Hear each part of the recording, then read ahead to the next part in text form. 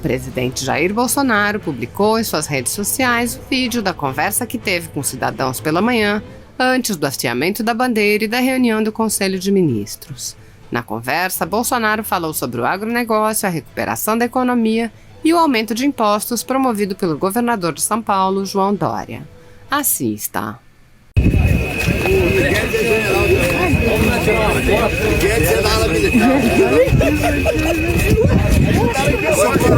Eu tenho os ministros machos e esse aqui são os mais ou menos machos. Esse bolo aqui, tá velharado aqui, ó. Tá velharado aqui, ó. Eu falei que tem os ministros machos e esses mais ou menos machos. E olha lá ainda aí. Presidente, eu trabalho no ramo de armazenagem de grãos. Foi o melhor ano esse ano no nosso setor. Qual o grão que você mais armazena lá? Na tua área? Milho, soja. Arroz. Soja, vocês estão exportando tudo ou tá ficando um pouquinho no Brasil? Uma boa parte vai embora, né? Tem que ficar um pouco aqui. Não, mas eu só mexo com equipamento. Eu não produzo nada, não. Mas foi um ano muito bom para nós. Tá bom também, né? Tá muito bom. É muito bom. Eu vou vender um silo para ele. Você produz o quê? Soja? Soja boa. Estão exportando tudo ou tá ficando um pouco no Brasil? Não, fica um pouco no Brasil. Tem que ficar. O mercado é bom, o mercado é soberano. Bagunça o nosso preço de soja aqui, pô. Tá ótimo. Aqui. Isso aí. Brasil novo. Vocês estão plantando mais, ampliando um pouquinho, produtividade? Esse ano 25% a mais. 20% a mais. Mais produtividade, né? Mais produtividade, mais tecnologia, mercado mais estável, mais confiante. Outro Brasil. O Brasil é um país que resgatou a credibilidade lá fora. A gente deve muito aí, ó, aquele cara ali, ó. Aquele cara, Tereza Cristina. O nosso embaixador também, o Ernesto, é muito bom os contatos. Você sabe quando o cara é bom, de acordo com as críticas da imprensa. Quanto mais a imprensa critica, é sinal que o cara é bom. Não tenha dúvida. Eu falo pra eles, quer ser demitido? Seja elogiado pela Folha e pelo Globo que eu demito você. É isso aí, presidente. Então lá fora há uma diferença. A prova está aqui, ó. Ele está vendendo mais, está produzindo mais. Mais emprego. Mais emprego. Menos China. Mais as empresas. Não, é diversificar a exportação. As empresas que demitiram o chinês, o dólar subiu, a exportação melhorou e está vindo mais admissão. O mês passado foram mais de 250 mil empregos. Muito bom, muito bom. As empresas estão recomendando, lá fora estão recomendando comprar real, esse pessoal. Então é mais uma sinalização que está dando certo a economia nossa. Então, lá fora estão recomendando comprar dólar, comprar reais. Tem mais dados bons da economia, Paulo? A economia está voltando em ver como a gente achava que ia voltar. Graças a Deus. E mês passado, 250 mil novos empregos, como o presidente falou, e 300 mil novas empresas. Criaram 300 mil. Empresas foram destruídas, aquela história, fica em casa. Lembra que eu falava? Tem que tratar do vírus e da economia. Então o pessoal dando pancada em mim, né? Olha o problema aí. Se não é o trabalho da equipe econômica, do auxílio emergencial, socorros a pequenas e microempresas, rolagem de dívida de estados. Tem um estado que aumentou imposto no Brasil, sabe qual que é, não? Alguém sabe qual é o estado que aumentou? Qual que é? São Paulo. São Paulo aumentou barbaramente produto e cesta básica. Lamentavelmente. Está cobrando imposto até do cara que tem deficiência, que compra o carro. Uma barbaridade. E nós sim fizemos o que tinha que fazer, não aumentamos impostos, muito pelo contrário. Agora um estado ou outro, que é o mais importante da economia do Brasil, dá esse péssimo exemplo agora aumentando impostos. É isso. Pessoal, tinha que participar agora às 8 horas aqui. Obrigado, presidente. Colega Rogério, eu logo que tem acontecido essas coisas, eu até escrevi um artigo no Estadão falando da ditadura do Poder Judiciário. E por que eu escrevi esse artigo? O sistema que nós temos é um sistema muito parecido com o sistema norte-americano. Só que no sistema norte-americano funciona, e aqui não funciona. Então, a partir do momento que nós temos um tribunal, e é o único tribunal no Brasil que não é fiscalizado, porque a fiscalização que existe pelo Supremo Tribunal Federal é uma fiscalização interna dele próprio, porque a fiscalização externa pelo Senado Federal, ela não funciona, nós sabemos disso, porque fica tudo na mão do presidente do Senado. Se o presidente do Senado não quiser colocar em pauta um pedido por crime de responsabilidade, processo de impeachment, não coloca. O Supremo Tribunal Federal, ele não se submete ao controle do Conselho Nacional de Justiça. Eles, para serem investigados pela prática de crime comum, depende da autorização deles mesmos. Então, a Procuradoria-Geral da República não pode investigar, a Polícia Federal não pode investigar, eles que teriam fazer a própria investigação. Então, nós temos uma corte que não submete a nenhum tipo de controle. Isso é péssimo para a democracia, porque todo poder tem que ser controlado. Todo órgão jurisdicional tem que ser controlado. Eu sou procurador de justiça.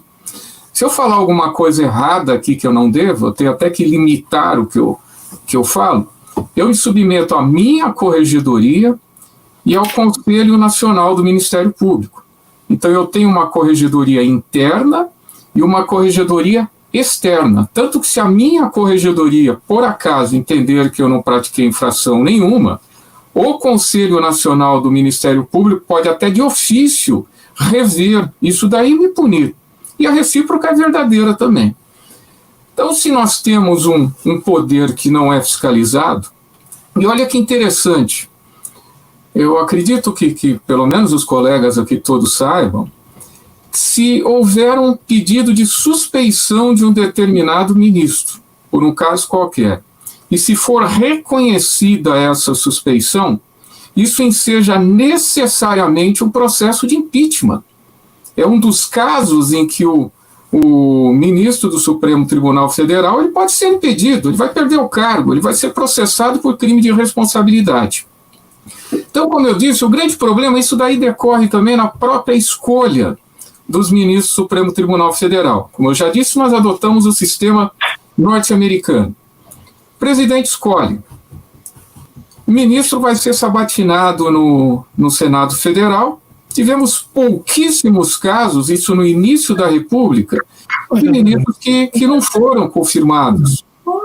Tá? Então, hoje, atualmente, é um congraçamento, é uma festa, porque todos vão ser aprovados pelo Supremo Tribunal, pelo Senado Federal. Então, o que o colega Rogério falou, ele tem toda a razão. Eu também fiz essa solução, eu fiz essa sugestão. Na realidade, eu fiz duas. Ou colocar como função do Conselho Nacional de Justiça também a apuração das infrações, sejam penais comuns, administrativas ou crime de responsabilidade, pelos ministros do Supremo Tribunal Federal, ou a criação de um órgão à parte, um órgão previsto na Constituição também que teria que ser discutido.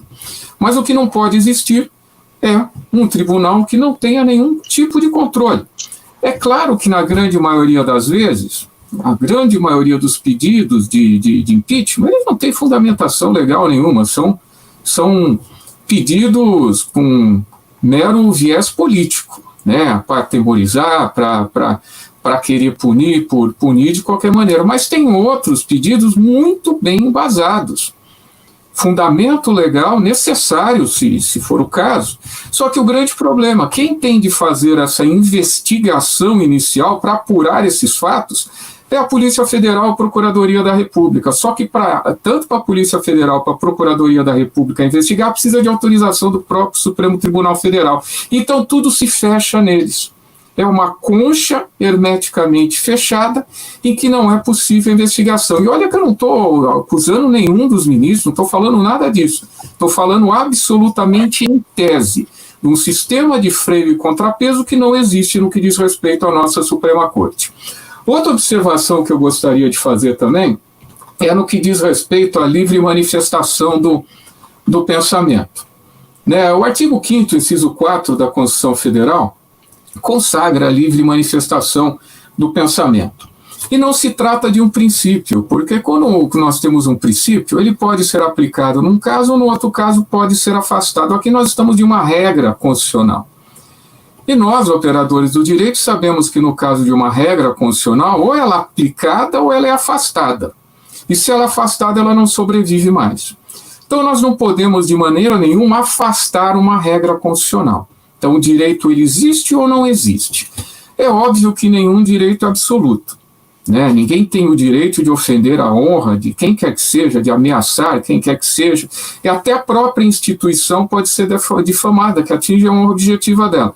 Não pode. Ninguém está defendendo aqui que pode haver críticas que ultrapassem o limite e possam ensejar uma infração penal de um crime contra a honra. Isso daí pode acontecer, é óbvio que qualquer pessoa poderá praticar um crime desse.